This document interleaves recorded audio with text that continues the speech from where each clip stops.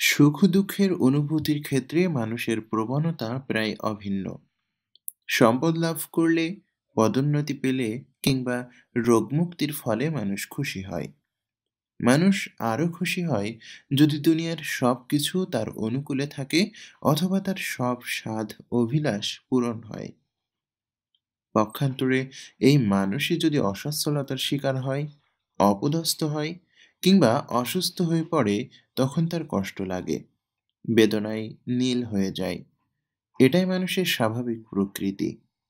কিন্তু চেষ্টা করলে এই প্রকৃতিকে কিছুটা পরিবর্তন করা যায়। তখন মানুষ সুখের মতো দুঃখেও হাসতে পারে।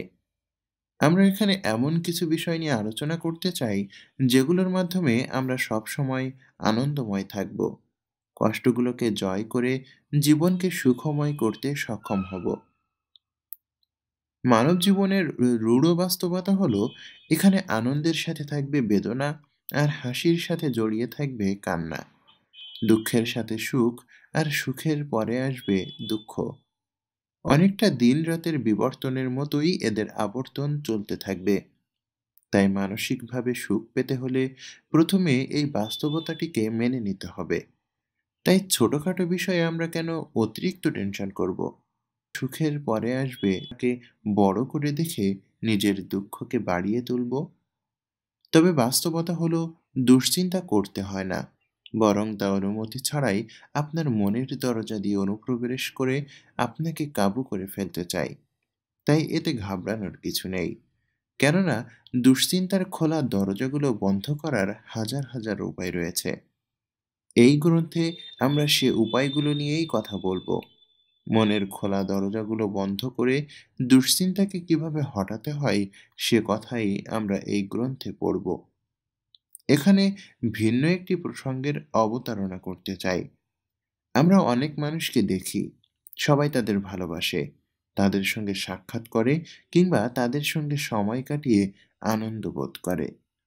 আপনি কি তাদের মতো হতে চান না? আপনি কেন সবসময় অন্যের প্রতি মুগ্ধ ও আকৃষ্ট হয়ে থাকবেন? আপনি চেষ্টা করলে তো অন্যকে মুগ্ধ ও আপনার প্রতি আকৃষ্ট করতে পারেন। কিভাবে নিজেকে আকর্ষণীয় ও মুগ্ধকর করা যায়, এই গ্রন্থে আমরা সে আলোচনাই করব। আপনার চাচাতো ভাই যখন কথা বলে, তখন সবাই চুপ থাকে, মনোযোগ দিয়ে তার কথা শোনে, কথাগুলো হৃদয়ঙ্গম করার চেষ্টা করে।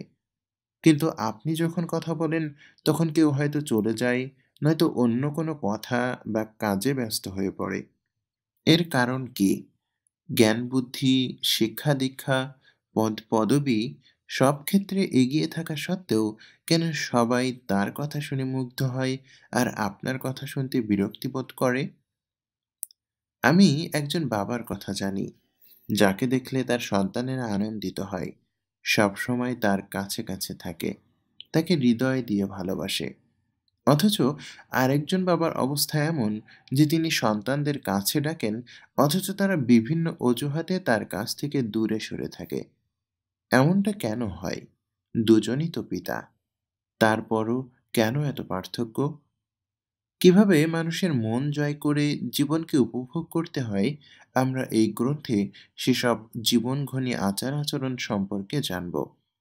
আমরা জানতে চেষ্টা করব কিভাবে মানুষকে আপন করে নিতে হয়, কিভাবে সব ধরনের মানুষের সঙ্গে চলতে হয়, তাদের মাঝে প্রভাব ফেলতে হয়, তাদের ভুল ত্রুটি এড়িয়ে যেতে হয়।